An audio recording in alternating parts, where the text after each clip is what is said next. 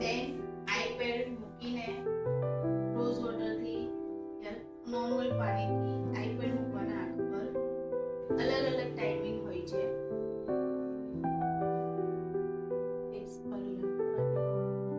આજે તમે પેલા એમબીએ મૂક્યો છે બ્રાઇડલનો કાંઈ તૈયાર કરે મંગળવારે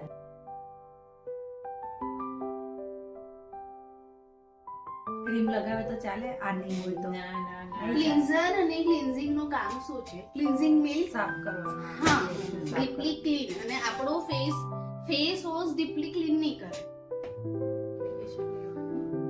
કિંજલ તને ઇચિંગ વધારે થાય તો કે જે અગર નાનું નાનું ટિકલિંગ થાય છે એ નોર્મલ છે, બરાબર? સૌથી પહેલા આવી રીતે એપ્લાય કરીશું.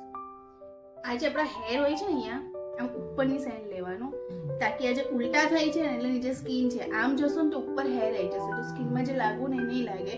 એની એપ્લિકેશન આમ હોવી જોઈએ. જસ્ટ આઈસથી આટલું દૂર રાઉન્ડ, ઓકે? આટલું લગાવવાનું નહીં.